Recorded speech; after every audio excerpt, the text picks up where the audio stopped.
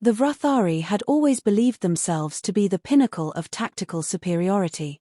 Their fleets, designed with precision, adhered to strict safety protocols.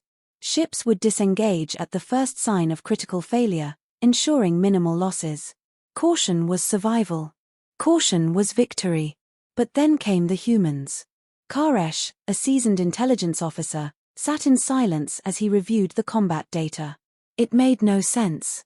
Human ships absorbed damage far beyond logical limits. Fires burned unchecked in their corridors. Oxygen leaked into the void. Entire sections were lost, yet they continued to fight. Any other species would have retreated, systems shutting down to prevent catastrophic failure. But humans, they simply overrode those systems. He cross-referenced multiple engagements. The pattern was undeniable. Human ships ignored automated shutdown protocols. Damage reports showed warnings flashing, critical heat levels, reactor instability, structural failure imminent. Yet instead of shutting down, they pushed forward. Karesh leaned back, uneasy. This was not recklessness. This was intent. He called for a meeting. The council chamber was filled with murmurs as the data was presented. High Commander Vika frowned. Perhaps their systems are faulty. Karesh shook his head. No. This is deliberate. He enlarged a battle replay. A human warship took a direct railgun impact, its engine core exposed. Any Vrathari ship would have gone dark, its failsafes locking the reactor. Instead, the human ship rerouted power, keeping weapons online. It fired until its hull was nothing but burning wreckage. Silence. This is madness, one of the counselors whispered. Karesh exhaled slowly. It's not madness. It's strategy. A cold realization settled over the room. Humans did not see ships as fragile machines to be preserved. They saw them as weapons meant to be used until they were no longer functional. They did not fight for survival. They fought to win. The council demanded answers.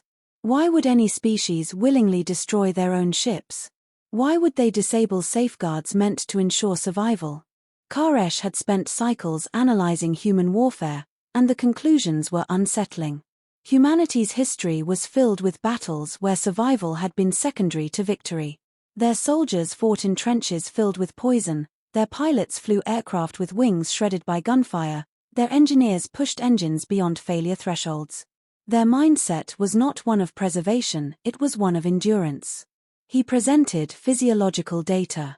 Humans were biologically adapted to stress in ways the Vrathari were not. Their bodies flooded with chemicals that dulled pain, heightened awareness, and allowed them to keep functioning even when mortally wounded. They did not freeze in the face of death. They moved through it. Psychological analysis was even more disturbing. Vrathari doctrine was built on minimizing risk.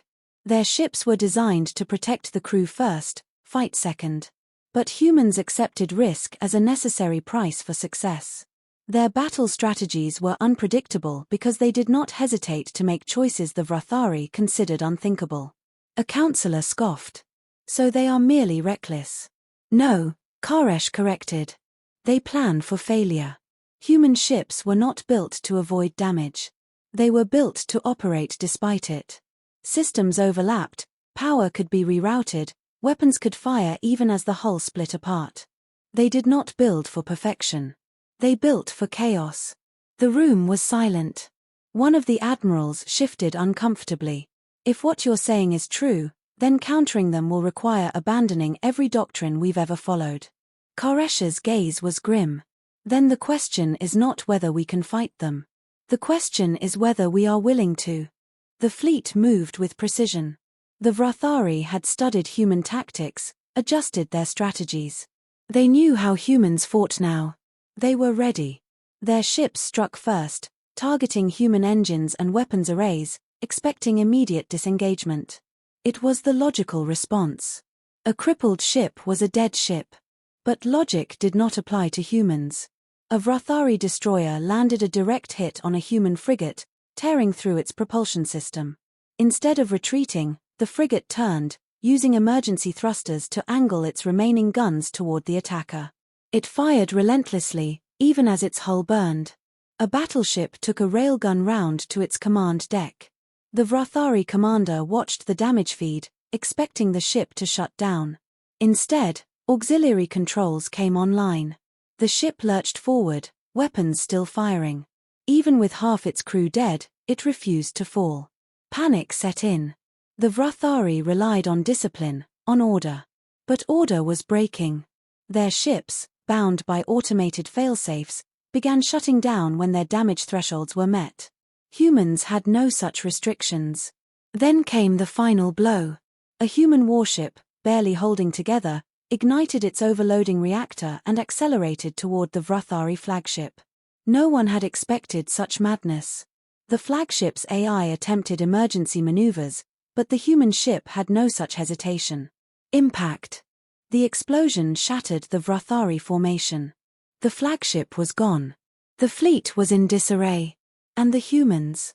The humans were still fighting. The battle was over. The humans had won. Not because they were stronger. Not because they were faster. But because they were willing. Karesh stood among the wreckage, staring at the remains of their once mighty fleet. The humans had taken losses, heavy ones. Yet even now, their surviving ships were repairing, salvaging, preparing for the next engagement as if this had been nothing more than another step in an endless war. Vrathari doctrine had failed. Their safeguards, their reliance on calculated withdrawals, their belief that war was a matter of attrition and caution, it had all been useless against an enemy that refused to acknowledge defeat until their very last breath. Back at the council, the debates raged.